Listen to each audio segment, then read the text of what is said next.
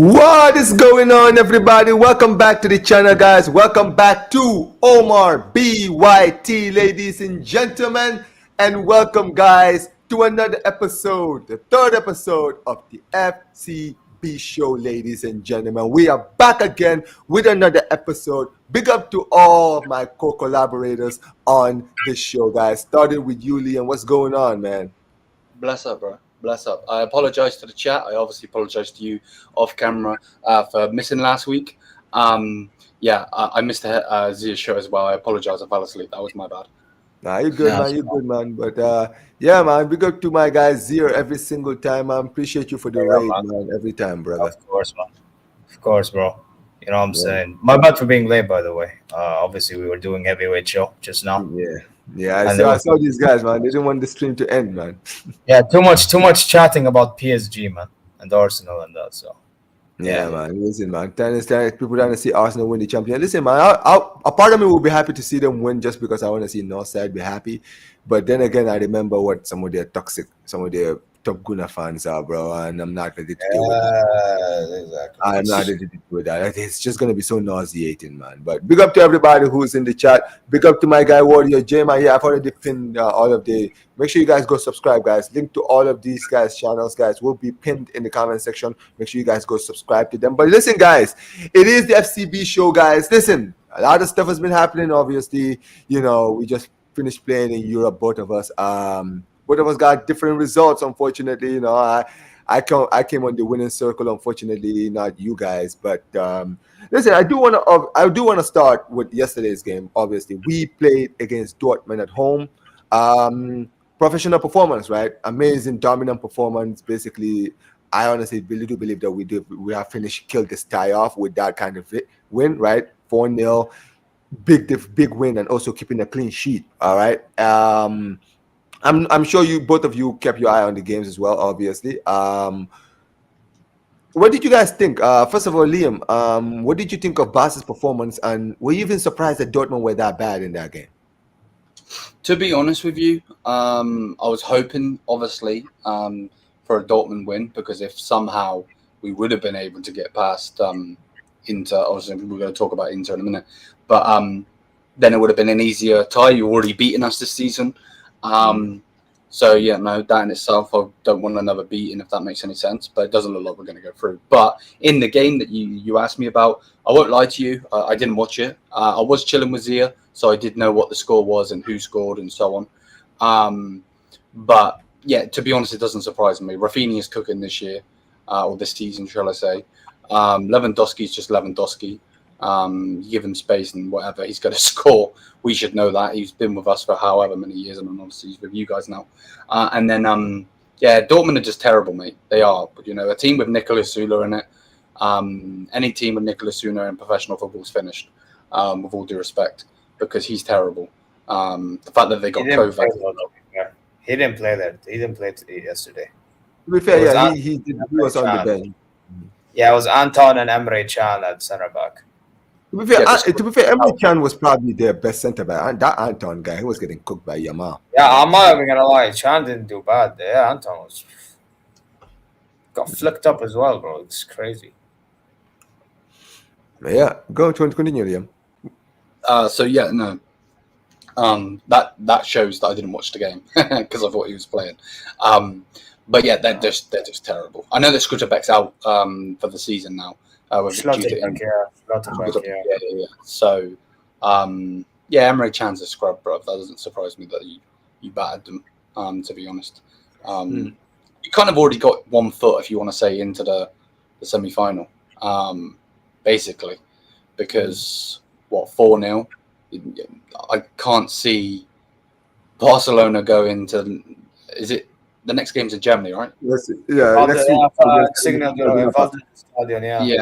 can't see you go into the piss wall stadium and not absolutely battering them. I mean, we've already beaten them in this. I don't see them scoring 5 goals or 4. No. Yeah, because it's not like you let's just say that they were to score 4 goals. You do have a bad defense, but at the same time, your attack is amazing. So why would you know what I mean? the thinker to not score. But by the way, we'll talk about it later, I'm sure, but that's not good for us in the weekend, though, because they're not going to. I mean, what do you think? Because obviously, they did play us, and like I obviously you guys did play, and I think you guys are playing on Wednesday, so they're playing on Tuesday, so they're gonna play a day before you. So do you believe that they might? I mean, to be fair, they're basically almost out. Do you think they're just gonna pack it in and just play their best players against? I think they'll play their best. Oh, yeah, yeah. Now more so than ever, they're gonna take the Klassiker seriously. Oh yes, because they're out. Like, what's the point? Yeah, I mean that's really it. But Zeer, you definitely watched the game. What did you think of the performance from Barca and Dortmund's performance in that game? Bro, I'm not gonna lie. The beginning of the game was interesting. I mean, Dortmund were giving you a little bit of something, but the moment you got that first goal, which by the way, Rafinha scumbag. Not that it was offside. I think it was onside, but poor Kabarsi, man, miskin. I can give him a goal. You know what I mean? Yeah. Anyway, but after that goal, it was just all Barcelona. Yamal cooking, like Lewandowski started to find himself in the right positions, because I think Borussia Dortmund started expanding even more. And then, Fermin Lopez, by the way, that guy, other than assisting Lewandowski, he had his iffy moments. Bro, this is why when people try to tell me, I keep saying it all the time. At the end of the day, he's a good player, but the thing is, the way people sometimes they always like, yeah, we should start him in games. I'm not gonna lie, I don't think he's a good starter right now. Like whenever he starts game, he actually doesn't play well. He actually does most of his best work when he's coming off the bench. Yeah. By the way, you know what? I know Pedri, obviously, amazing performance, but I actually am very impressed with De Jong, bro. That guy was winning every ball, bro. If I'm keeping it a stack, bro, that guy is he's resurrected from the dead. Oh yeah, Hansi Flick. I said it before. I literally did a video, the resurgence of Frankie De Jong at Barcelona under Hansi Flick. Like he's looked like a new man since he's come back from injury. Like I feel like now he's finally found his footing. He's finally found like a manager who can bring the best out of him in this team.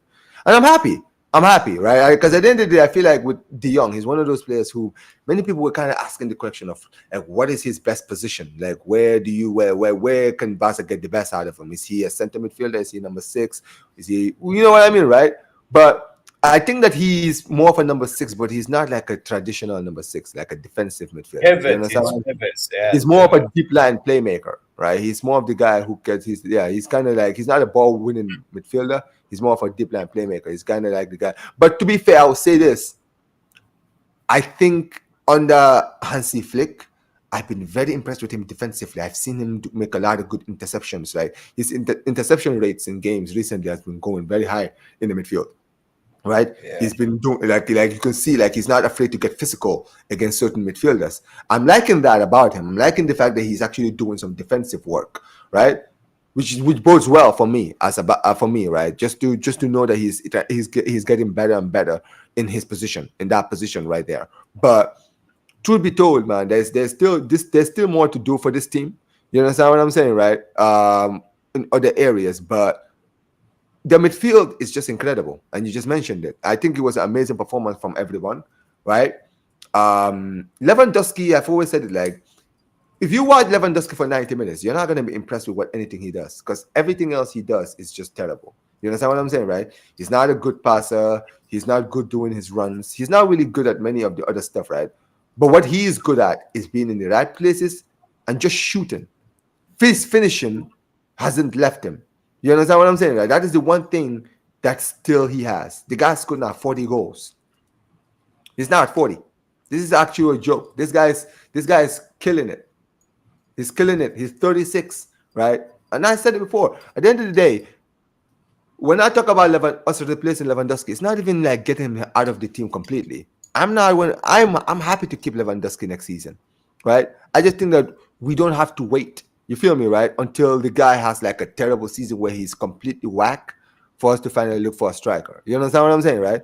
We should try to look for a striker and basically try to phase him out. You understand what I'm saying? because he's Yeah. still scoring goals. And if he's still scoring goals, you don't really have to rush it. That's really it, right? Exactly. But yeah, man, listen, it is what it is. I'm very, very happy about that victory, right? I think that at the end of the day, we've set ourselves perfectly to be in the semifinals. But yeah, man, I'm happy for us. But listen, unfortunately, on the other side, you guys played on Tuesday. Obviously, you guys were not at the big game on Tuesday. Everyone was kind of keeping their eye on the Arsenal Madrid game, right? But I did keep my eye on your game as well. And you guys, you know what it is? It's everything I predicted was going to happen. I expected you guys to basically create more of the chances, have more of the chances, play better than the other team, and basically them just having a few huge chances and maybe capitalizing on one of them. And I was praying they wouldn't, but jeez, man, when Harry Kane made that miss, I said, "Oh my God, this is not going to be your day, is it?" Like, you know, when sometimes you just watch the game, right, and you just see a terrible miss, and you like, that was the chance for us to go 1-0 up, and in your head you're just thinking, Brother, when I saw that, I'm like, somebody's scoring, and guess what? Long and behold, Martinez. I knew, bro. I'm Exactly. not gonna lie. When I saw that miss, something in my heart was telling me, "Oh shit, they're gonna lose." Because you just see some chances when you miss it, you just realize, oh, that was the goal. That was the goalie chance. That was the chance that was actually going to make us win this game. If we had scored that, we could have actually gone on to maybe score another, right, and kill these guys off. But now we've actually missed that. Now they're going to gain confidence and get the goal. And long behold, that's what happened. Lautaro Martinez with an amazing goal in that game. Like, out of like sick goal, right? And second half, you guys did your thing, no surprises. But once again, I did say during my match preview, I think my predictions here, I think I did talk about Muller potentially starting. Right now that Musiala was out, but he didn't. If he decided not to start him, the guy comes off the bench and I think scores with his first touch of the game. Like, ridiculous. In the 85th minute, and you're thinking, all right, cool, we've been terrible up front, right? We haven't taken our chances. All right, listen, let's take the draw. It's not going to be good enough, but at least we can go to the second leg, with things tied. And bro, you guys could even keep that draw for like 4 minutes, and then all of a sudden, you guys let Fratesi go score. Absolutely ridiculous. But I'm gonna let you guys have the. I'm gonna leave the floor to you, Liam. Yeah. Give me the full analysis of that, bro. Good lord.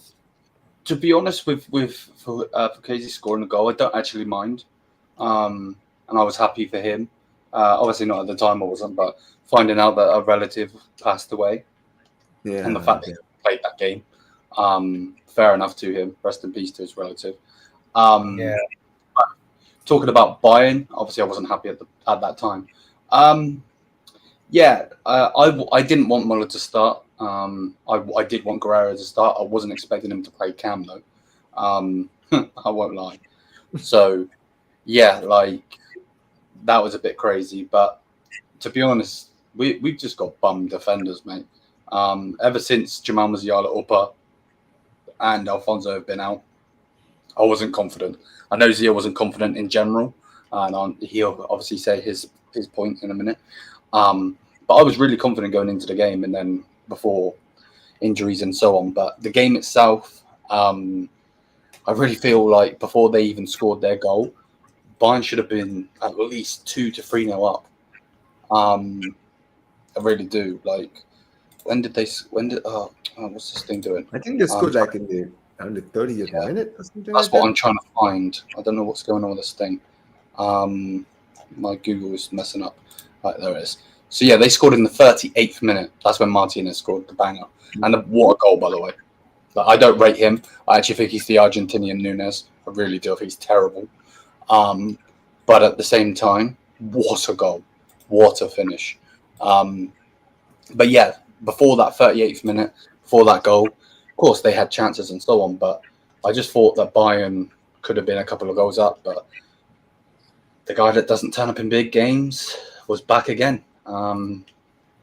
Olise did his best to get him to that position, and he tries to place it so much that he hits the post. Olise had a good chances. I think 2 good chances. I think Kane had a header. A shot that he mishit. The one where it went fully wide. Like, it's not even like, yeah. And then I think Sane had 1 or 2 chances. So yeah, we should have been up.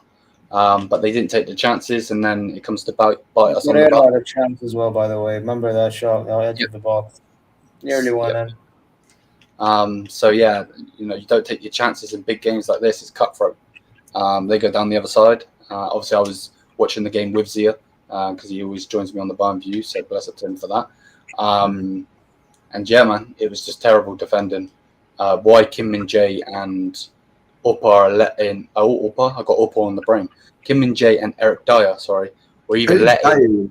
God damn. Yeah, like letting Thuram be behind the ball, and then to set up Martinez the way he did. Like that's something that they probably did in training, and it just perfect.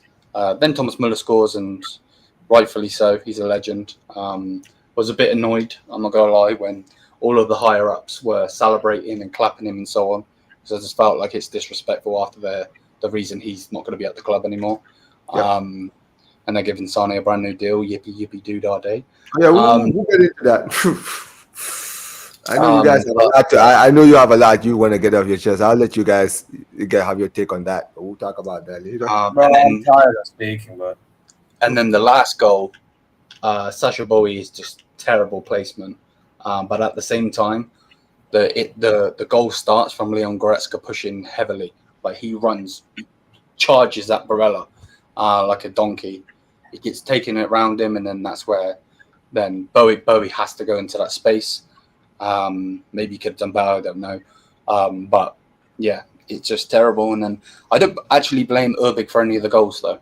I don't think it was Urbik's fault. I actually thought he had a fantastic game. I really did.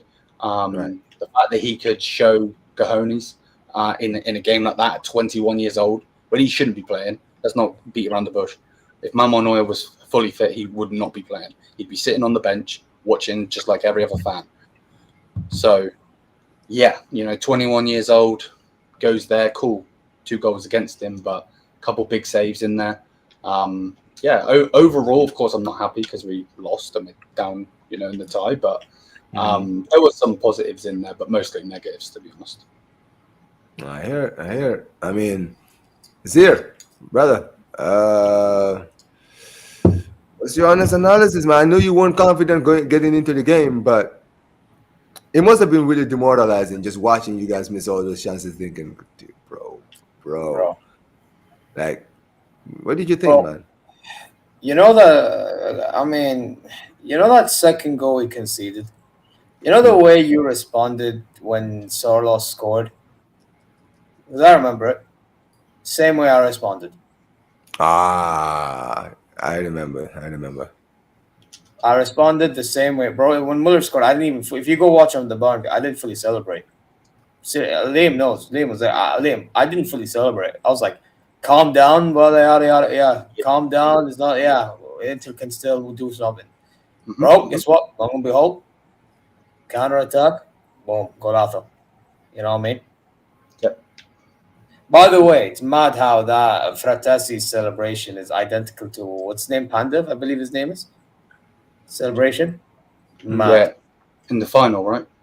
No, it was in the not final. No, it was the following year in the round 16. Oh, okay. I knew it was. Yeah, but bro, listen. Overall, I'm not shocked that. I thought it was gonna be a draw, but I'm not shocked that we're potentially going out because this style of football against a defensive side is not sustainable, bro. We played similarly, against Union Berlin, and I said at the time, "We ready for Inter?" That was my. If you go check now on YouTube, Rama, my title was "We ready for Inter," because we're not ready for Inter. We weren't, bro. I'm sorry, but when you play company ball, when you have company ball with shit forwards, you don't win. Against that defense, you don't win, bro. I had Leroy Sané stink it out, although it was not as bad as usual, but he still stunk it out. No, he wasn't. And he's getting a 3-year deal. Hey, so much fun. Anyway, Harry Kane, again, big game Harry Kane did not turn up. Okay. Anyway, Yeah, Guerrero playing a 10. I'm not even gonna lie. I appreciate that company's growing balls, but at the same time, you could have still brought in Muller and put Guerrero on the left. You didn't need Leroy Sané. That guy, I don't know why we played him, but again, I get it. 20 million, gotta make use out of it. Whatever, right? Yeah, Ulise, what a baller, bro. That guy, my stocks. Hey, listen. If I was gambling, which I don't, I would be making hella bags with what I've done with them. Bro, I told Mandem about this guy, bro. This guy is a baller. Bro, just that. He was actually working hard for the ball and was free roaming every single where possible, bro. He tried to create chances by himself against that type of Inter team. That's commendable, honestly. Like in a team that was so poor, bro, that guy deserves 9 out of 10 or something. Or 8 out of 10. Look, it's crazy. That guy, massive respect, bro. And I'm, you know what? That guy, I'm telling you now, is going to be a superstar of this club. Yeah. But anyway, we move. Goretzka, I mean, mid, I'd say. I mean, he did make some key tackles, to be fair. I remember like there was one. What was that one key tackle he made before somebody was about? Was that Lautaro? I think Lautaro was about to shoot. Yeah. Second half, he was about to shoot, and then he just made it last second for his shot. Like that was a good one. You know what I mean? Like Goretzka was all right, but bro, his decision making in the final third was so poor, absolutely poor. You know what I mean? And then Joshua Kimmich. Yeah, Steve was it Steve yesterday, I think? Or was it you? Actually, it was you on True Ballers FC, man. You were literally saying, man, this guy defensively. I mean, bro, it wasn't even about the defensively only for me. Like the defensive wasn't even the worst part. I only brought that up because I think he gets overrated as a 6. He's not a 6. He's an 8. Yeah. But the thing is with Joshua Kimmich, man, like, is that this guy, I know we scored because he made that sick cross and then Limerwall got the ball across the middle. I get it. But other than that, I barely saw these passes, man. He just signed a new deal on, I believe, Liam, correct me if I'm wrong, more money. This guy is supposed to be a captain when Muller leaves and when Neuer leaves. He's already captain when none of them play anyway. I think he's on the same money as him. I'm pretty sure. Well, you know what I mean? Like, Kimmich needs to... Yeah, but regardless, like, we're playing against Inter Milan, bro. In a quarterfinal of a Champions League. He needs to step up. Like, he was playing good before 2 days ago. But the thing is that when it matters most, you were supposed to turn up. Bro, set pieces were poor. He was barely dictating anything. I didn't notice him dictating a midfield. Bro, Barella had him on toast. Barella, bro. And I'm not dissing Barella. Barella's a baller. But 100%. when Barella's cooking you, like, and you claim to being a 6, we have a problem. Because for me, a top 6 should be dealing with top players. You know what I'm saying? Yep. And then... But there you go, Zeer. There you go. I know you've got other things to say. I'll be quick. That literally is exposing that he's not a 6 then, isn't it? But that's what he's either an 8 or a right back. But people has this misconception thinking he's a 6. He's not. Yeah, a deep line playmaker, cool. If that's what you want to call him, fine. But for me, a deep line playmaker, I don't really consider them a 6. Those type of players are more of an 8. Defensive 8s. They're not even defensive. This is 8s. You know what I mean? Like, what are we doing, bro? And then the defense as a whole. Oh my, poor, bro. Absolutely, bro. Limer, poor. The only good thing he did was that cross for Muller's goal. Fair enough. Yeah. Bro, Dyer and Kim, poor.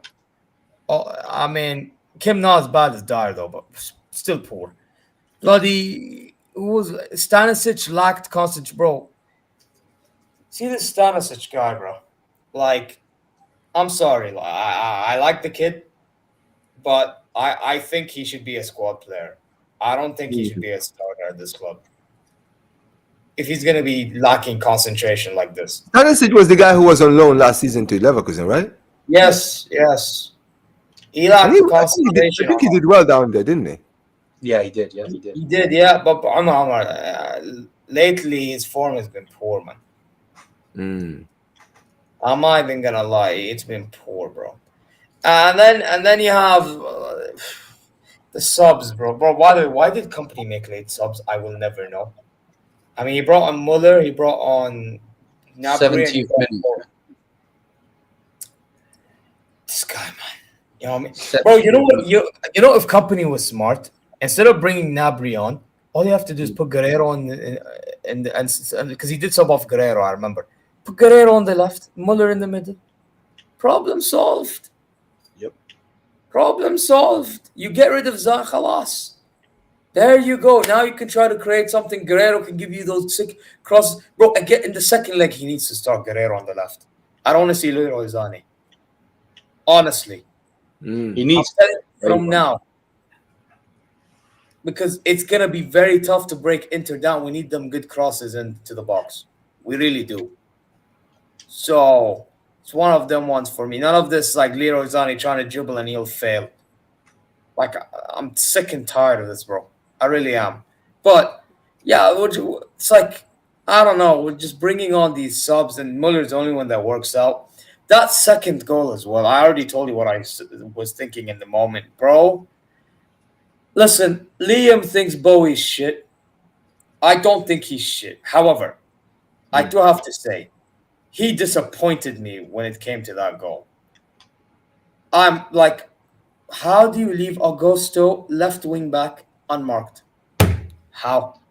How do you leave this guy unmarked and you're a fucking fullback? Unacceptable, bro. Why is this, bro? I said this on my reaction. You don't see this type of fucking football, yeah, being played in the Bronx. You don't see this being played in Manfuha. But they do a better job. They do a better job than this team. What are we doing, bro? What are we doing, bro? This is the team that I'm supposed to think that's gonna beat Inter Milan and then somehow go win the Champions League because the finals at the Allianz Arena.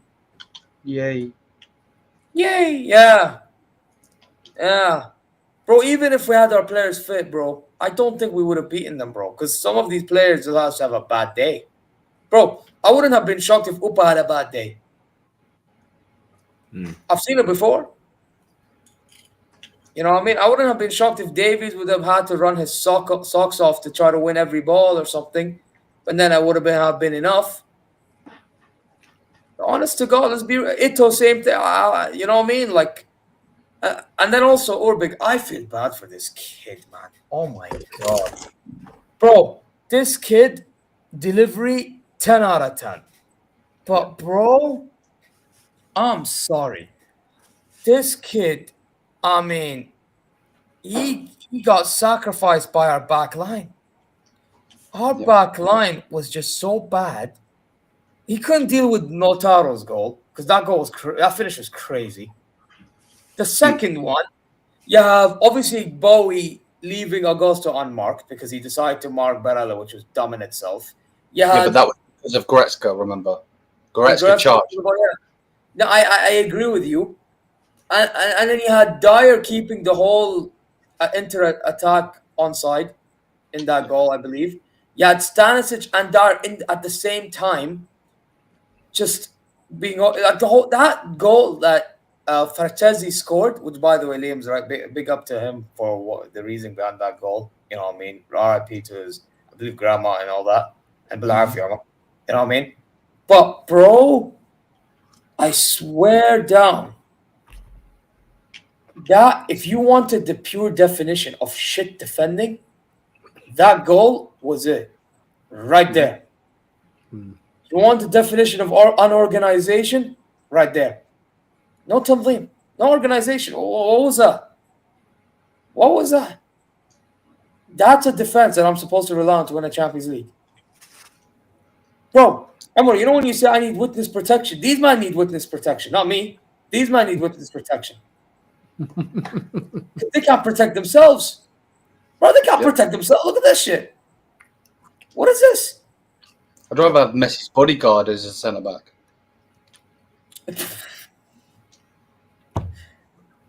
I mean, at this point, he can do a worse job than Eric Dyer. I can tell you that. Exactly. Have you seen when invaders are trying to run into the pit, how fast that guy runs, bro? Bro, Lautaro Martinez trying to hit you guys on the corner. Nah, he's not going anywhere, bro.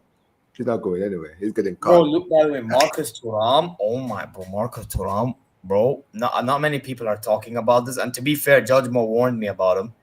Bro, that guy was a stud. Oh, he's quicker than I, bro. I know I saw him at Mönchengladbach. He is pretty quick, to be fair. But, bro, I thought he would have lost his pace by now. Bro, that's what I'm saying. That's what I'm saying. I'm like, I don't know why you're so surprised, considering you saw him in the Bundesliga. Yeah, no, but I thought he would have lost a bit of it in Inter Milan. Bro, he actually... We made two scrubby strikers look like Ballon d'Or contenders, bro. His peak. Nope. Like, it's so peak. No, it's so crazy. Right. I mean, it's incredible. Listen, at the end of the day, the way Inter Milan played in that game doesn't surprise me at all. That's exactly how I expected them to play. That's why I knew. That's why a part of me was thinking that you guys were going to win, like a 1-0, where I thought, okay, because I knew you guys were going to dominate the ball. You guys were going to dominate the chances. They were going to give you all the opportunities.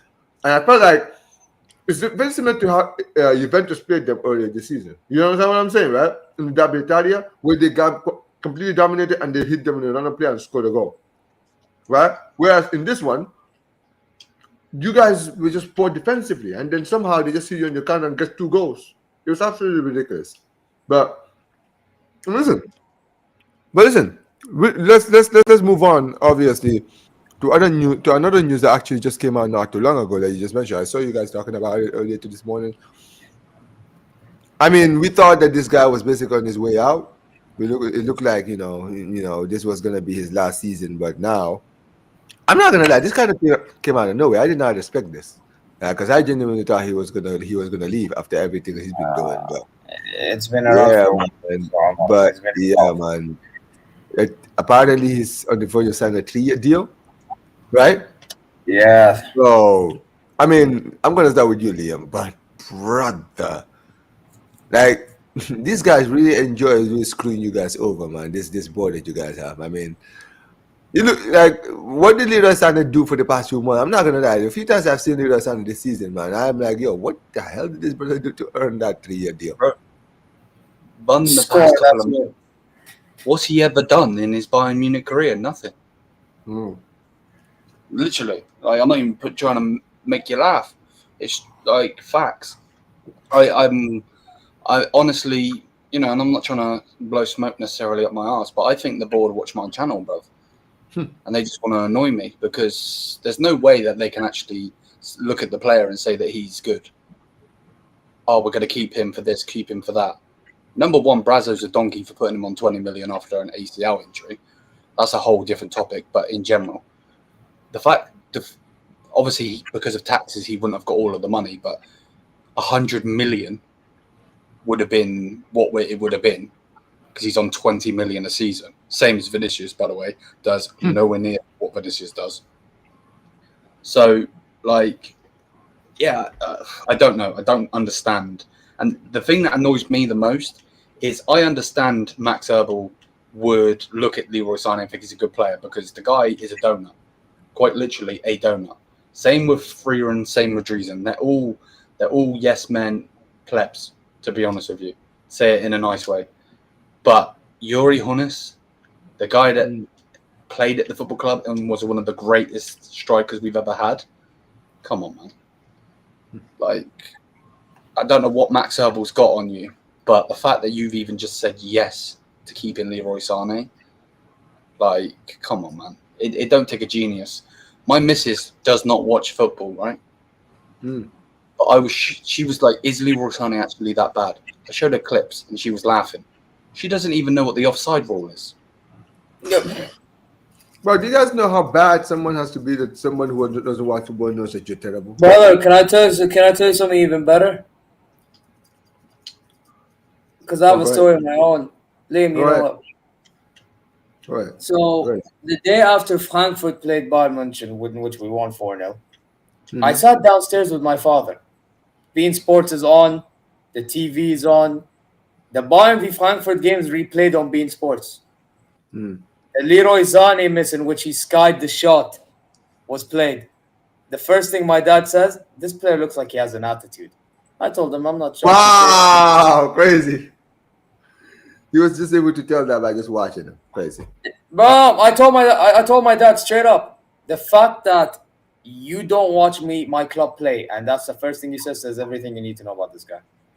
Yep. I said that straight to my dad. That's my response.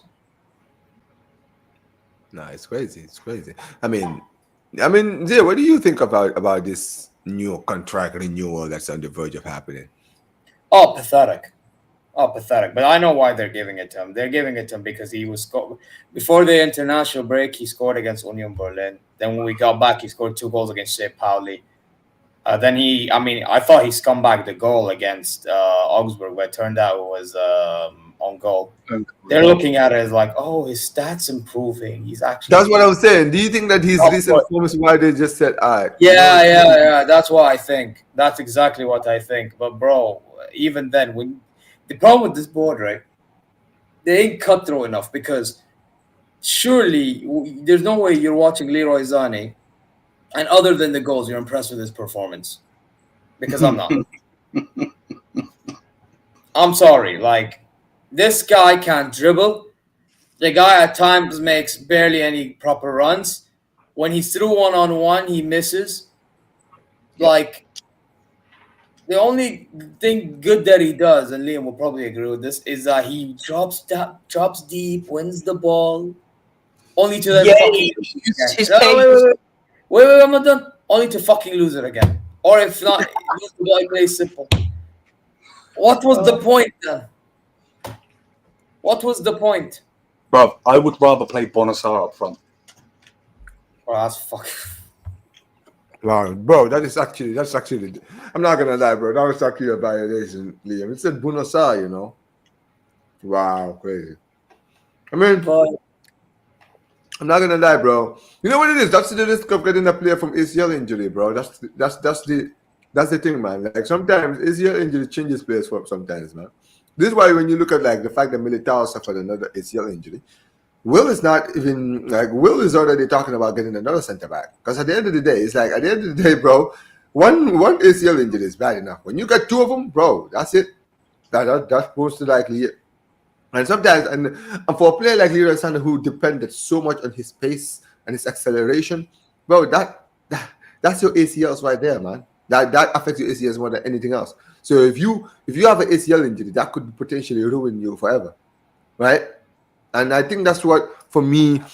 But here's the thing, right? Even with all of that, man, the thing with Leroy Sané is when he was at City, his finishing was incredible, right? But I feel like it's taken a step backwards. His finishing has just become worse and worse and worse as he's continued to become like the more he's grown as a footballer, which really doesn't make any sense. But at the end of the day, for me, I've always said this, right? The way he was playing in the Premier League, I expected more from him in the Bundesliga. I'm sorry. If you were playing like one of the best wingers in the Premier League, I'm sorry, you should be killing. You should be completely ripping this league in half. It's like when you saw Iron Robben when he was at Chelsea, right? The guy was one of the best wingers. That's why he went to Madrid, because he was one of the best wingers in the world when he was at Chelsea, right? He went to Madrid. He was still scoring goals there, still doing well. The only reason, remember, people forget, the only reason he left Real Madrid for Bayern is because Real Madrid forced him out. He didn't want to leave. You understand what I'm saying, right? They tried to force him out, but guess what, bro? When he went to Bayern Munich in a league like Bayern, bro, in the Bundesliga, bro, he just came in and just ripped that league into shreds because he's a world-class winger. So he came to a league where, at the end of the day, respect to the Bundesliga, right? But they don't have the quality of defenders as like the Premier League or in La Liga, bro. Come on, man. He was gonna rip that league to shreds. You saw it. Some players, when they have too much quality, bro, it shows. It's like Frank Ribéry. When you guys brought in Frank Ribéry was killing it in Marseille and in French national team before he signed for Bayern Munich. So when he came in, bro, he just started ripping the league into shreds. You understand what I'm saying? Right? And that's the thing. For me, I always used to looked at Leroy and I was like, bro, the way you were going, if you show that kind of form in the Bundesliga, you're going to become the best player in the Bundesliga. It's not even going to be close. You understand what I'm saying? But at the end of the day, man, it is disgusting. But for me, what's disgusting is more of his attitude. You understand what I'm saying, right? This guy, he's got this mindset of a big shot. I don't know. Like at the end of the day, I mean, I don't know if he believes in his head that he is like the best player, or right, he's the most valuable player in the team, right? But the way he moves, right? Sometimes I'm just like, brother, the way you do things, bro, I can see why you're so unlikable. You feel me, right? You're not a likable person because you act too big for your own shoes. You understand what I'm saying? And at the end of the day, in my head, I'm just like, bro, you do know you play for Bayern. Like that's the thing I would always say. Like, bro, you're not in Schalke. I would understand if you had this kind of attitude playing for Schalke. But brother, you're in Bayern Munich. Do you have any idea how many legends this club has? You're nothing. You have nothing, bro. You will never you when you leave this club, bro, you will be forgotten. Nobody will care about you, bro. You understand what I'm saying? So you need to understand and show some respect. Go ahead. Yeah, but can I say something quick? Go ahead. No, for me, like if he had this attitude and he was performing in a week in, week out basis, no problem. But man's showing the attitude and is not performing, then what's the point? Facts. At this rate, you're moving like a phony. All talk, no walk. Facts. That's where our problems come from. Not just, oh, he has an attitude. Attitude and you don't perform. Bro, the way he performs, you would think that he's Kasul. You know what Kasul is? Lazy. Yep. Yeah, he's lazy. Yeah, and this is the thing. He wanted to leave you guys to go to Bayern. It was his decision. Because you know why? Because you know why? But you know why he did that? It's because at the end of the day, Bayern promised him that if he went to Bayern, he would be the star player. He was going to get. When he has the ball, he thinks he can do all the. But that's the thing, because you know why? This is what I'm saying, bro. It comes from the top. The top. They were the ones who hyped him. You understand what I'm saying, right? They were hyping him. They gave him. Bro, let's be real. You guys were trying to sign him in 2019 before he suffered the ACL injury. So you guys clearly. You guys were a big fan of him. I'm sure you guys were talking to him, basically being in his ear, telling him, listen, you come to Bayern Munich, you're not just going to be any player. You're going to be the superstar. You're going to be our star player. We're going to give you the number 10. We're going to make you we're going to basically build a team around you. You understand what I'm saying, right? That's what they were putting in his ear. And that's why he forced his way out. Yeah. You understand what I'm saying, right? And I feel like at Bayern, he feels like he is the star because maybe that's how Bayern, the board, the higher-ups treat him. Like giving him this new contract, I think for me tells me everything. You understand what I'm saying, right? Clearly, this club rate him higher than the fans actually do. You understand what I'm saying? But it's not a surprise to me, right? At the end of the day, I mean, listen. At the end of the day, man, you guys have been through the trenches, but jeez, keeping this guy for another 3 years. I mean, Nabry is still gonna be there. So is Olise. I mean, Olise is the one you want to keep, but. Like Coleman is gonna be there, bro. Is there any hope of you guys signing any players next season in the attack? They'll have to. Who are we gonna get? Yeah, we will. I think we will. In the attack, who do you guys see signing in the Bradley Barcola. Who? Barcola? Yeah. Barcola? Would you take him, Liam? I know Zeer was asking about him yesterday. I would. You think he would do well in? I mean, to be fair, I would say this, right? It's gonna be hard. I'm not gonna lie. It's gonna be very, very hard because I think the project that PSG are building right now, I think he is a part of it. And the thing with PSG is, bro, they are notorious for being the hardest team to buy from, bro. That club, bro, unless they are like open, they don't really care about the player and they just want to get rid of them, or they feel like there's players in that position that can replace them, bro. If they believe he's part of the problem, bro, it doesn't matter how much you offer, bro. If they don't want to sell, they won't sell. You understand what I'm saying? Right? And so yeah, we only get him if he forces the move. What's that? We only get him if he forces the move. That's the thing, and I don't think he will, to be honest with you. I think at the end of the day, even if Doué takes his position, because Kvaratskhelia has already taken his position as it is. Right. You know, Doué's doing amazing in the Champions League, unfortunately, because he could have come to us. Like, yep. You know, I don't know. Maybe not. I'm not sure. I'm not gonna lie, right, bro? It's the same thing. Like that's the thing, man. Like the way you guys have kind of like stepped away from your identity of a club as a club, right? It's what for me. Like if you look at Bayern Munich's decline, it is self-inflicted. I've always said this. This is not like one of those things where your generations went by and then your players, you kind of lost your players and then you guys started declining. No. This was basically one terrible decision, and then everything just goes to shit. You understand what I'm saying? Like you guys, like I've said it before. Like I've never seen a club. I've never seen bro. It's very rare to see self-sabotaging of the levels that I saw when you guys sacked Nagelsmann. I'm like, bro, that is one of the worst self-sabotage you'll probably ever see in football, bro. How do you go from going for a treble? Everything is at peace on the pitch, right? You guys are dominating. You're in all competitions. You're dominating in Europe right now. You just beat PSG home and away. Everything is looking great. Everything is looking rosy. And then literally you just come back from international break and just sack the manager. And we spent 25 million on him as well. Yeah. And you just sack him. For what? Because of some rumor? A rumor that you don't even have any 100% concrete evidence that you don't even have 100% concrete evidence that he was involved in. So you sack the guy and then you bring the next manager and the manager goes out in 2 cups. Just like that. But I think part of it as well, they were actually desperate. I mean, it makes no sense, but bro, but that's my point. It is stupid beyond belief. I think they thought that the treble was in danger, which I don't think it was at all. That's the point. Like, I think they thought the treble was in danger because of all the drama and all that stuff behind the scenes. You know what I'm on about, Liam. Like, these men thought that it was in trouble based on that, but everyone. You know what I thought at that season? Because obviously I didn't know Liam at the time. I didn't know you at the time. Mm-hmm. Bro, I thought that as the season grew, we grew with Nagelsmann. Like, especially that PSG game. That PSG game was like, there's something going on with this team. And then next thing you know, everything just like that, gone. Bro, like...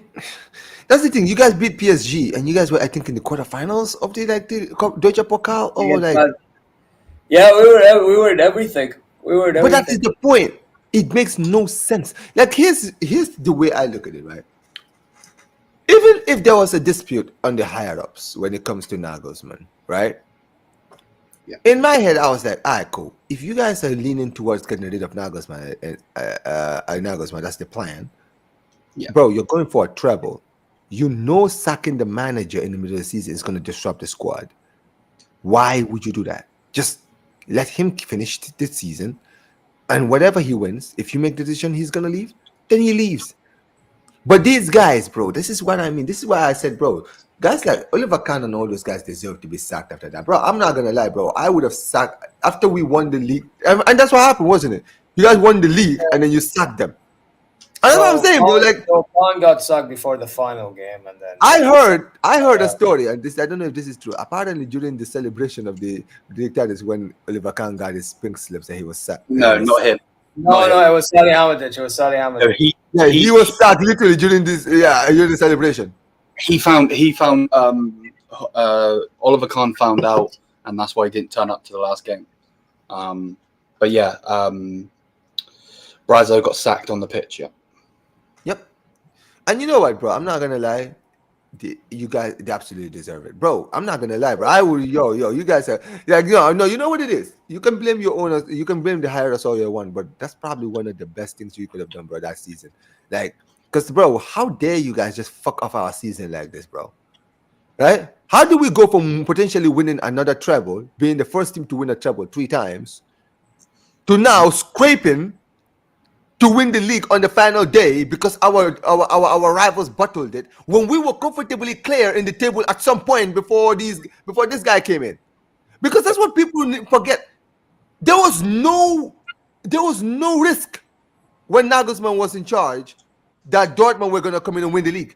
You guys went on an almighty terrible streak to bring them back to the title race, to bring this thing back to the final day.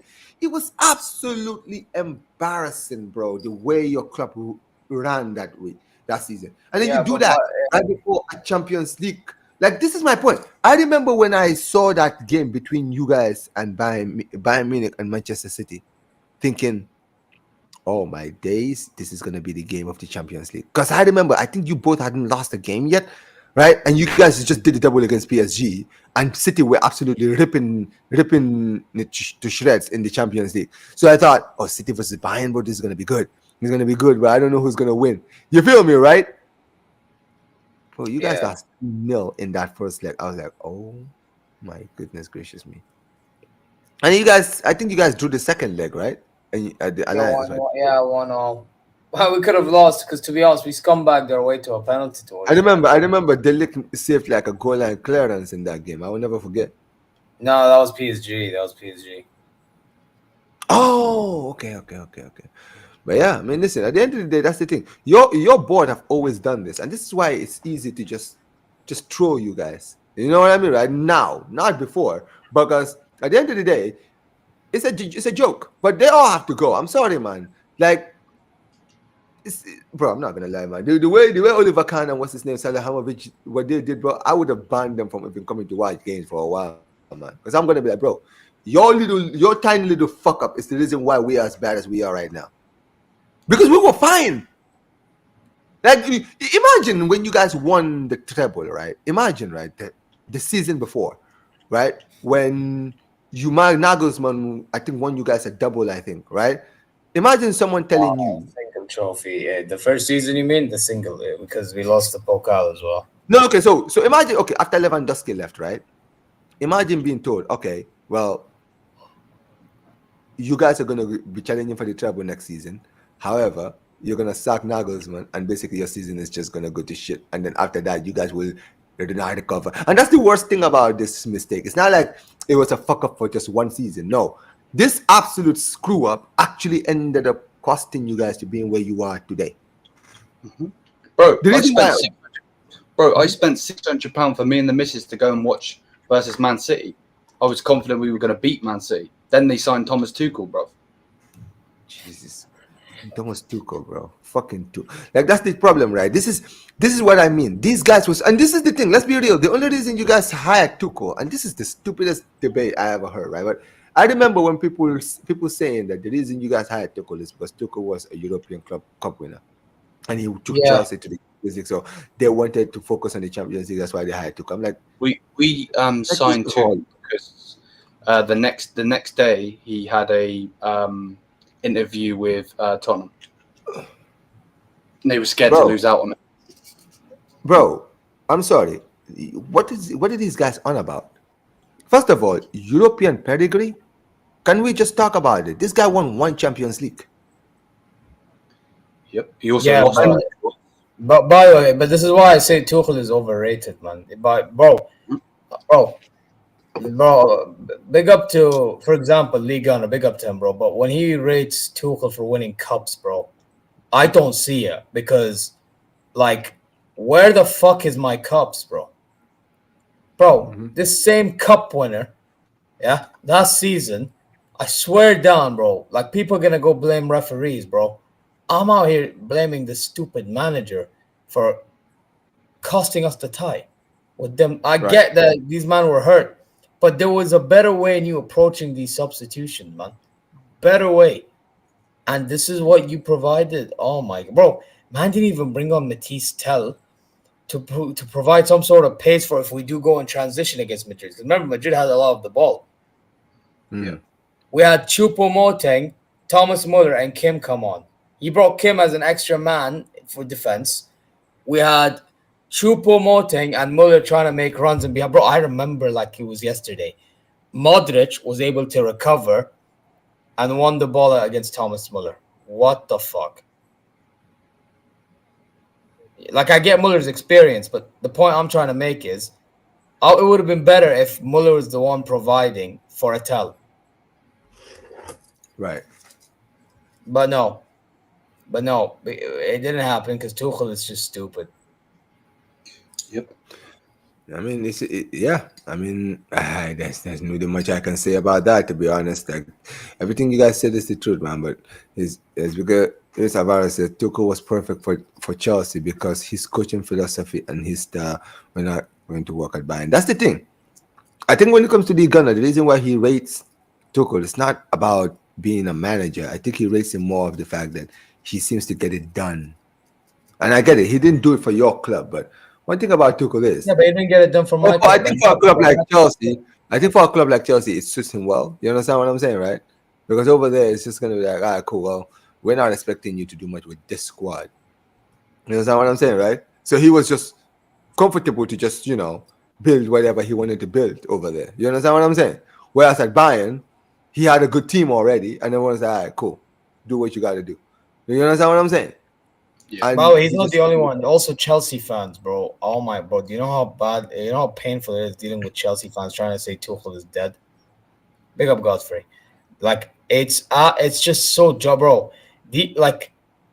Bro, I get we don't have the best of players. I get it, but surely a better manager that's attacking can get it, bro.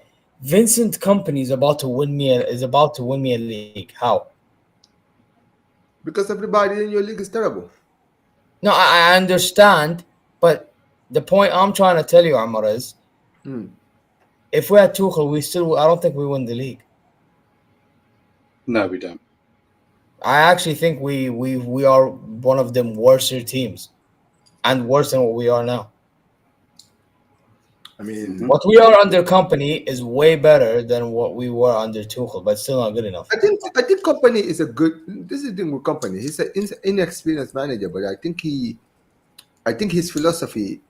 I feel like it suits you guys, but I just feel like maybe, and also I don't think that the squad you guys have is very good. Do you understand what I mean? So Say he that can't again. really do the squad that you guys is have. not very. No, I'm not saying the squad. Oh, okay. Sorry. Like some of the players that you have. You said it was good. I was going to say. No, it wasn't. No, he's saying he doesn't think it's very good for Kompany to be dealing with. Yes, I don't think the best I think Kompany could do something with this Bayern team, but it just depends because there's certain players that don't deserve to be here. I think that you guys, like you mentioned, you need new attackers, right? I don't think Gnabry, Sane, Coleman, I think those guys, all of them are done. You understand what I'm saying, right? I think losing Muller is going to be huge, so that means you actually have to go out and actually get another attacking midfielder. You understand what I'm saying, right? To accommodate, to work with Musiala, because you guys can't overplay Musiala. You understand what I'm saying, right? I think you guys need to go out and get a 6, because I don't know what's happening with Paulinho, man. He's not showing anything, man. I don't know. Huh? He's trash. The thing with Paulinho is he was more of a Tuchel. He was one of Tuchel's favorites, right? And you guys sack him after Tuchel can't leave. By the way, I still think I mean Liam disagrees with me. I think we should still keep him, because you need one of them type of profiles in your team. I still think you need a destroyer in your team, man. You just do. Like, I feel like if you don't have a destroyer, like we're eventually gonna suffer, bro. You know what I mean? Like I'll give you a good scenario. Could you imagine? And I know it's not gonna happen but like, let's say hypothetically, we went 2-0 up against Inter Milan. Hypothetically, Paulinho would be perfect because all he has to do, try to win the ball and rattle the other guys. You need destroyers in certain situations, man. You can't just be going gung ho with certain midfield. It don't work like that. Right. You know what I mean? Like that's why I personally still keep him. But if the club was to get rid of him, then they better get a proper like midfielder in, bro. But I don't trust them to do that. So if Paulinho stays, I'm personally happy. I'm not gonna lie. Or it's like, oh, good, whatever. You know what I mean? But yeah, man, listen, I don't think he's a starter under company system. I do have to admit. Now that he's more of like a squad player for me. Right. I hear.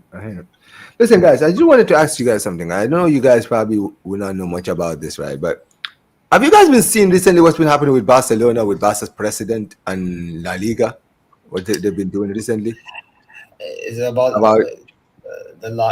what was it again? The almost the Dani Olmo thing. Remember in the beginning of the year, when Dani Olmo was unregistered, right? And we were able to register him later on, and then La Liga were basically trying to go to the courts because they're saying, well, they actually passed the deadline, so they can't technically register him. And we went to the courts and we appealed it, and the courts agree with us, and they actually let us register Dani Olmo.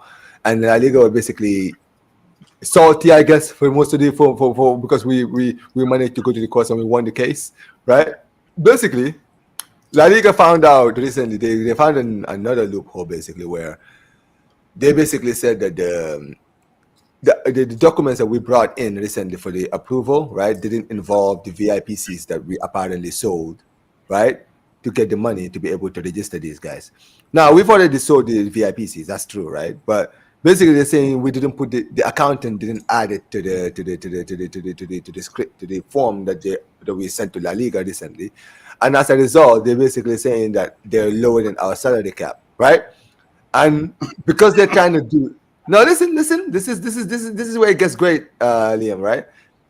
That's what they're saying, right? Now they thought when they did that, what would happen is that it's going to affect Gavi's, it's going to affect Dani Olmo's registration, and it was going to affect Paul Victor's registration, right? Because of that, CSD, the higher courts, right? They basically said, word, cool, but listen, you guys already approved this, so guess what?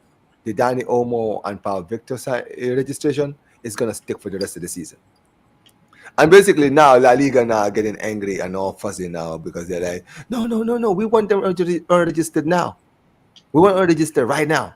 It's like, no, we can't register them because we have already approved this. It's not our fault that you guys fucked up. But this is the thing, right? For me, what really gets to me is this, Liam, right? It's getting to a point now where it's actually like pathetic and just sad just how much La Liga, you know what I call La Liga's president? I call him Drake. He's Drake, bro. He's like Drake after he lost to Kendrick during the rap. By the way, that was the worst guy you could have said that to, because he's a Drake guy over Kendrick. Yeah, I don't care, man. I will say it now, bro. He basically did what Drake did after he lost to Kendrick. Take it to the courts. Let's be real. He is taking it to the courts, bro. Whatever you think about it, he took it to the courts. You understand what I'm saying, right?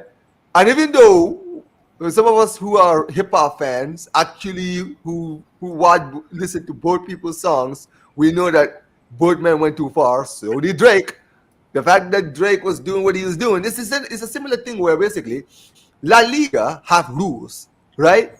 La Liga told us to follow the rules. We followed the rules, right? They gave us a deadline. We passed the deadline. We went to the courts. The courts said, cool, right? They approved it, which is legal, by the way. There's nothing illegal about that, right? Because the courts are the higher-ups to La Liga, right? They approved it, and then they decided in the end, no, even if the courts approve it, we're still going to find a way. Because you know what's funny now, Liam, right?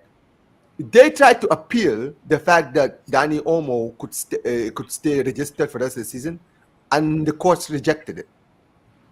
And basically now they're getting salty because now they're saying, well, but this is not the rules. It's like, bro, at the end of the day, it's not our fault. You guys are the ones who fucked up. If you guys what you're saying is true, then why did you guys register them if they didn't sell the VIP seats? Now Laporta has come out and he's confirmed that we did sell the VIP seats, and we have the documents to prove it. And that's what we did when we went to the courts. You understand what I'm saying? We showed them our finances, and that's why they approved it, and they approved the registration. Now, right?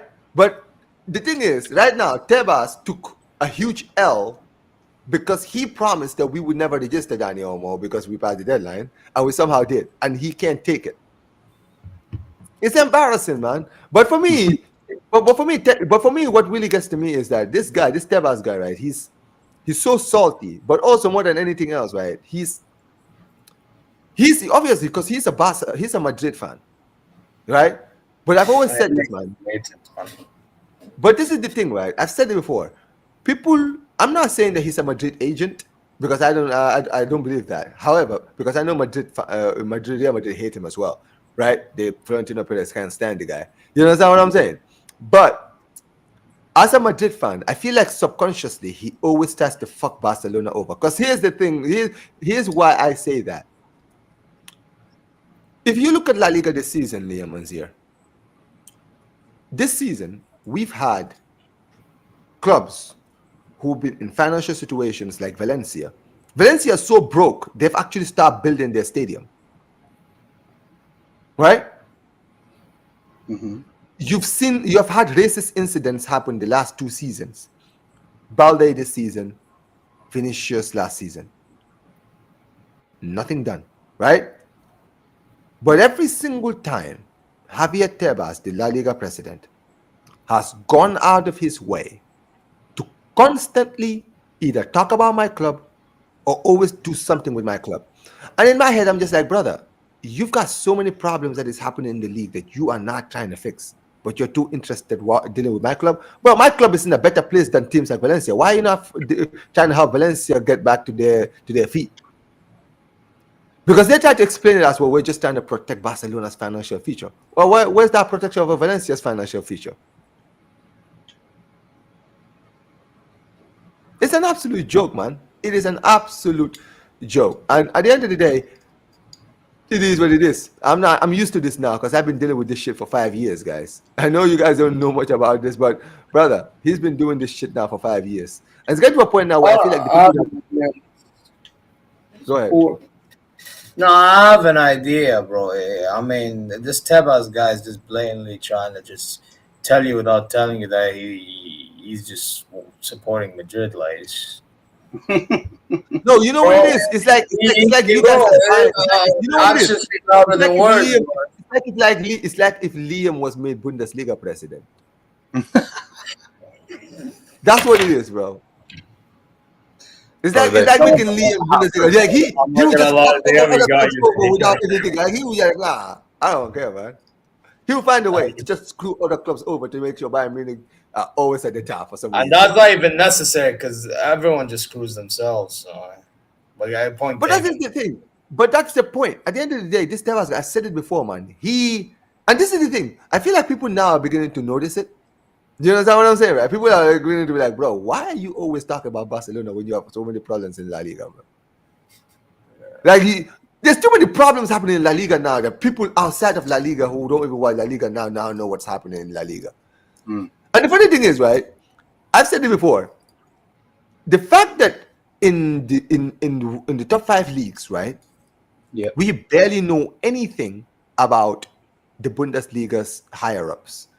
We don't know who the Bundesliga. I don't know who the Bundesliga president is. DFL group, aren't you? Yeah, well, someone is the top man. I don't know who that is. Yeah, I forgot his name, but the whole DFL. But this is the thing. Have you guys ever seen him do an interview at all? Any of you? No. Okay. All right. Good. I've never seen Serie A's president do an interview. I've never seen the Premier League president do an interview. But guys, tell me the truth, guys. Have any of you? Be honest, guys. Have any of you guys? I'm sure you, Liam. You've seen how Javier Tebas looks like. You know what he looks like. CEO, by the way, Doctor. Yeah, exactly. You've seen our La Liga president. You know how he looks like, right? If you see him on TV, you know. Oh, he's one ugly bastard. But that's the thing, bro. You know who he is. But that is the point. The fact that now, he's some bro. Yeah, he's ugly. He's ugly as hell, man. But Liam, this is the thing, bro. The fact that now you, who doesn't even watch Bundesliga, who barely even watches La Liga at all, right? Now you can watch TV and see the La Liga president. Like, oh yeah, that's the La Liga president. Like that tells you everything. This guy, bro, he's so self-applied. He loves being in the spotlight. And if you notice, right, every time he's on interviews, he's always talking about Barca and Real Madrid. It's like nobody else is in La Liga, bro. Oh, bro, I've just seen a picture. Bro, man's got. Yeah, have you seen him recently? Have you seen him recently, bro? Have you guys seen him recently with the beard? Have you guys seen him recently with the beard? Oh my days! Yes, I just saw the picture. It's ugly. Hello. Yeah, yeah. Bro, But this is the thing. This is the thing, bro. This is the thing. This is why this is right here. This is why when they say Masca the club, it's not just a word. It's a statement, bro. This has been happening. To be fair, this is Spanish football. This has always happened, bro. If you guys know anything about Spanish football, or read any history about Barcelona and Spanish football, bro, you know Spanish football have never liked By Barcelona. the way, can I ask you a question if you don't mind? It just popped up in my head. Yeah, go ahead. It's part of the it's part of the whole like issue with La Liga and Barcelona or Tebas and Barcelona. I know I mentioned Madrid fan in this, but like, is it also to do with the fact that Barcelona and like, because obviously it's a Catalonian state, isn't it? So like they try to be like outside of Spain. Does that play a role? I think a little bit. Yeah, because you gotta understand, Barcelona is like the symbol of Catalonian rebellion. Yeah, but Like, that's bro, why I was asking. Yeah, that's what I'm saying. Like you hear me every time I finish my streams. What did I say? Visca el Barça, Visca el Catalonia. That is the slogan. It's not Visca el Barça, Visca España. You understand what I'm saying, right? They always mention Catalonia because that's who they represent. They basically represent Catalonian independence. You understand what I'm saying, right? And this is something we've never hidden.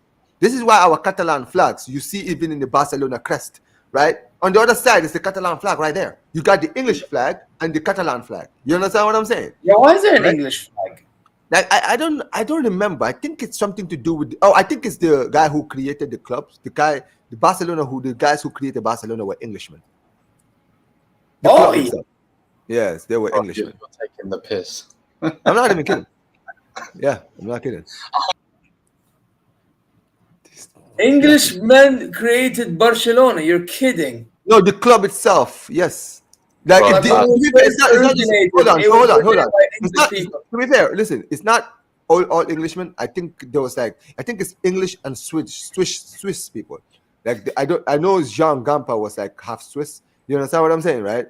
And I know like his family like was one of like the founders of the club. But English, like there was like Englishmen who were involved in the create. Like I don't know the Englishmen who were involved in it, but you can actually really check it out if you want. Bro, this is crazy. What?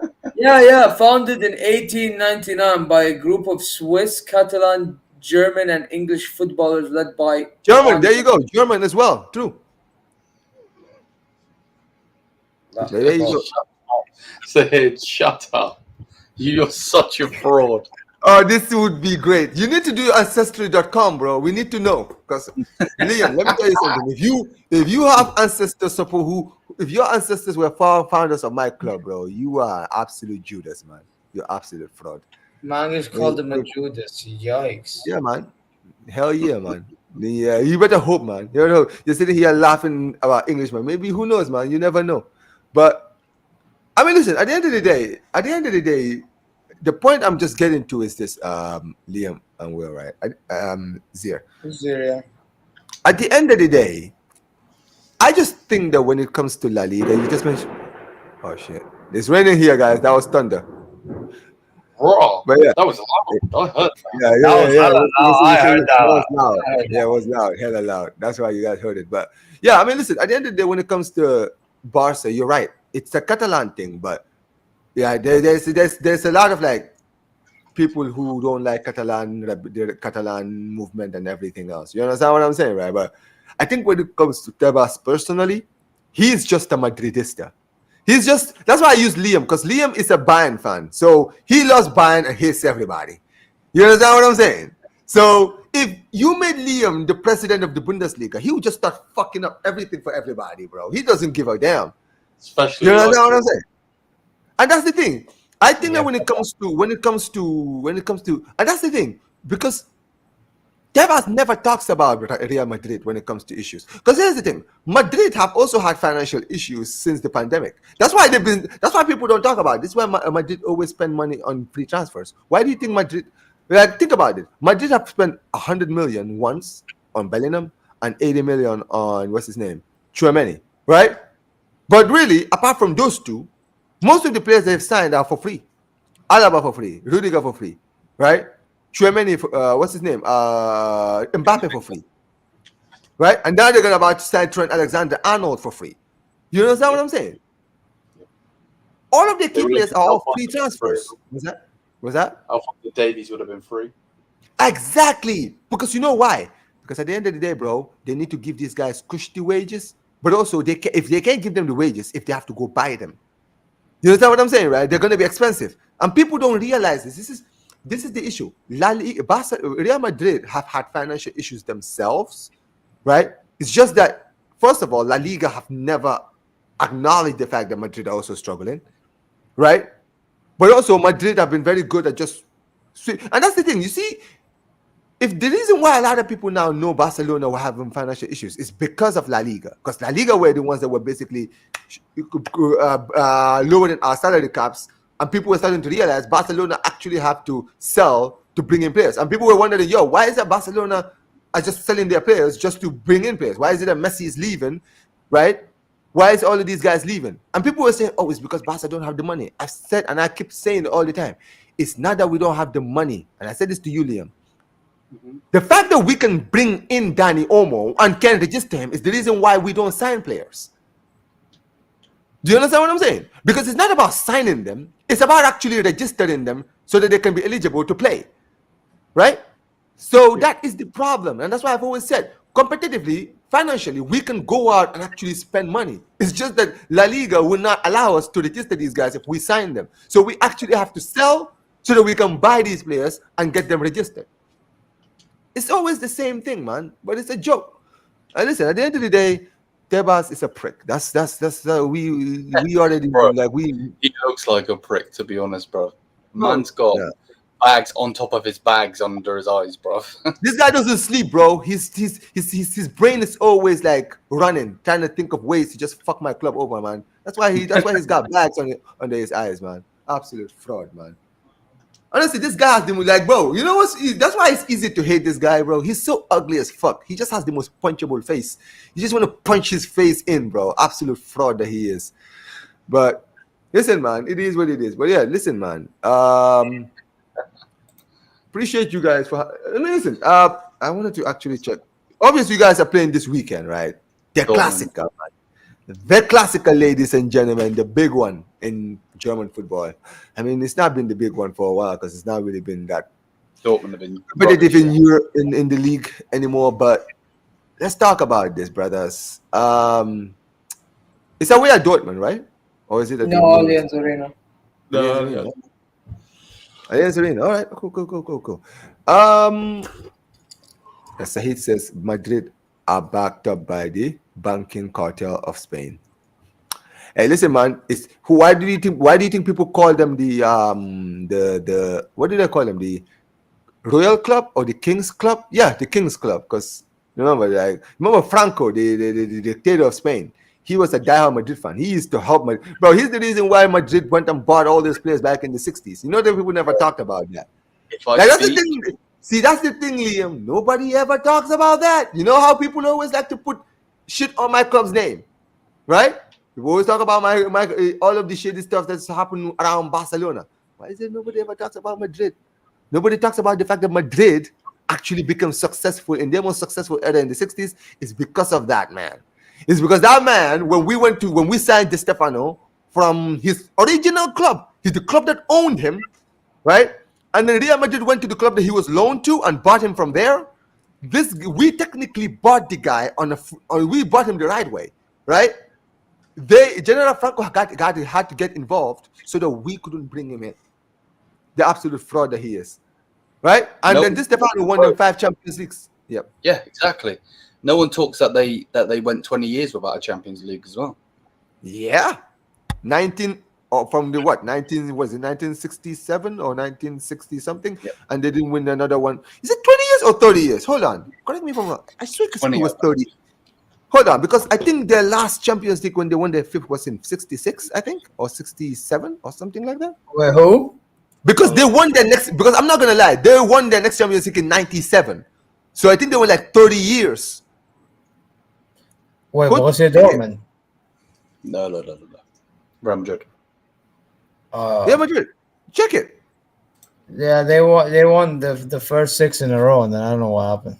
Yeah, no, they won 5 in a row. I think they won from like, is it 60? They won 60?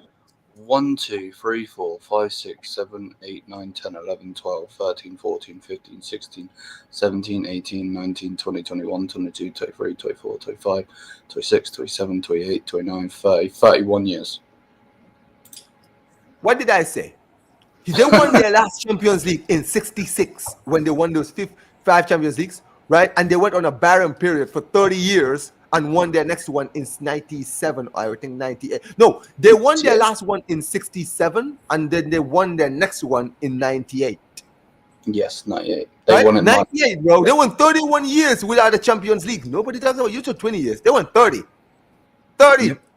In that time, you guys went on I think you guys won it 3 years in a row. That era, you guys did 3 years. I think Benfica did like 2 years or 3 years themselves. I think Ajax also did like 2 or 3 years as well. I think Liverpool also did back to back. So did Nottingham Forest. I think Barcelona won their first Champions League in the 90s. We won our first Champions League back to back as well. What's that? AC Milan. AC Milan went back to back. Yeah, 89 and 90. Yep. That's the thing, man. People don't talk about this enough. The thing with Madrid is, right? I've always said that when it comes to Madrid have periods. That's the thing, Liam, right? You see, when it comes to Madrid, they have periods in Europe. They have periods where they are just dominating, where they win like 2, 3, 4 Champions Leagues in a row, right?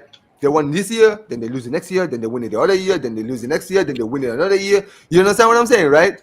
And then when that period ends, they will go like 10, 15 years without winning the Champions League. That's what people don't talk about. Because remember, in 98, they won the Champions League. They won it again in 2000. Then they won it in 02. After they didn't win it, they went 12 years without winning it. After 2002, they won it the next time they won it was in 2014. And then they won 2014, then they lost it in 2015, then they won in 2016, 2017, 2018. And then after 2018, they didn't come back to win it until 2022. Now, guess what? This period that they're in, they could potentially, if they don't win it next year, they could go another 5, 6 years without winning it. Now. And I can't wait. I can't wait either, man. But listen, guys. We're going to talk about this because I know you're tired, Zeer. Obviously, the Klassiker this weekend. What are you saying? Let me start with you first, Zeer. Tell me what you think. The game this weekend. I think Borussia Dortmund are gonna actually give it a go. I think it's gonna be tougher than now, more so than ever. But yeah, listen, it's one of them ones. Hey, we got a Dortmund fan in here. Good job, man. Big up to you. Nah, I hear it, man. But yeah, listen, I'll keep it a stack. I think we should still win because Borussia Dortmund are as bad as, actually, if not worse than we are. But they'll give it a go. If you're asking for a prediction, knowing us, we'll concede a goal probably to Gittins or Adeyemi. If I had to, it's gonna be in transition. So Lima's side as well. Limers, it could be from the other side. I wouldn't be shocked. So, yeah. But yeah, I do. But listen, it is typical that Gittins scores. So I'll just say 2-1, 3-1. I don't see Dortmund scoring a lot, to be honest. It's 1 or 2. All right, cool. Talk to me, Liam. What are you saying about the day? I feel like they've just been humbled in Europe. Mm-hmm. Been absolutely destroyed in Europe. They're not going to want to have another humble. They're not going to want to go back to back humbling because you're going to smash them again in Europe at their own stadium. So yeah, they're going to come and they're going to put up a fight. It wouldn't surprise me if they get the first goal and then park the bus. It really wouldn't, because Niko Kovac, you got to remember, ain't going to want to lose to us. Yeah. Especially as a Dortmund manager, in a Klassiker. So Yeah, score-wise, I really don't know. I feel like it could be a draw. But fingers crossed it'll be a win because we really need to keep stacking these points up because Right. we've got some games coming. But yeah, they're not going to want to roll over to us. They literally could be the sword in our side for us winning the league. It really could be. Okay. I mean, when was the Because last time? When was the last time they beat you guys at the Alliance in the league? Last season. What? They beat you guys last season in your stadium? I didn't know that. How much? We beat them 4-0, and then they beat us 2-0. In your state? Wow, I didn't know. I did not know that. By the way, I remember like it was yesterday. Arsenal should have got a red card, and he eventually scored. Damn. Yep. Damn. Yeah, he absolutely hoofed Fonzie, didn't he? I think, but I remember he did something crazy, and he should have got sent off. Yeah, big up to Max. Max Disease says the problem with Dortmund is that you never know what Dortmund will turn up. Yeah, I said this before your game. To be fair, that is true. Predictable FC. But yeah, man. I mean, scoreline for you, Liam. What are you saying? I'm hoping I would love nothing other than to smash them, but I will just go with a 2-1 win. Do you see you guys? Do you guys see yourselves rotating for this game? Not too much rotation, but a little rotation for the game in the weekend in the Champions. We generally don't have anyone, mate. We can't. Like, who are they going to bring in? Like, you're not going to bring in a young player from the youth squad. Like, to be fair, Company has actually been with the youth squad. Well, not today because it's the next day for me now. But yesterday he was with the youth squad. He was looking at them. If he brings any of them in, we're screwed. Because cool, they might fight for us, but they're not going to be the level that we're going to need them at. So yeah, I'll go with a 2-1 win, but let's see what happens, man. I'm sure they're going to scumbag their way to getting a result. Sure.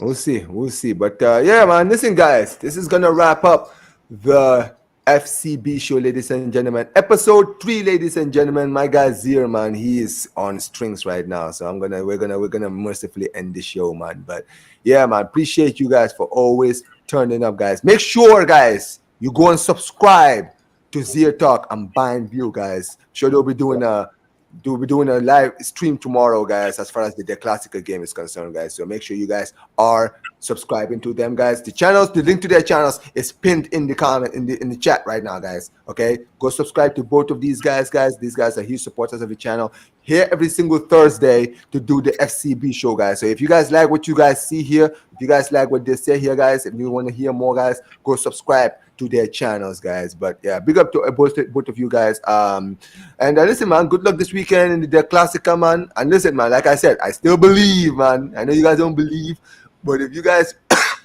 go to the San Siro and win, I would just say, man, I'm gonna be one of the people who's gonna actually come, at the end of the day and say, listen, I backed it.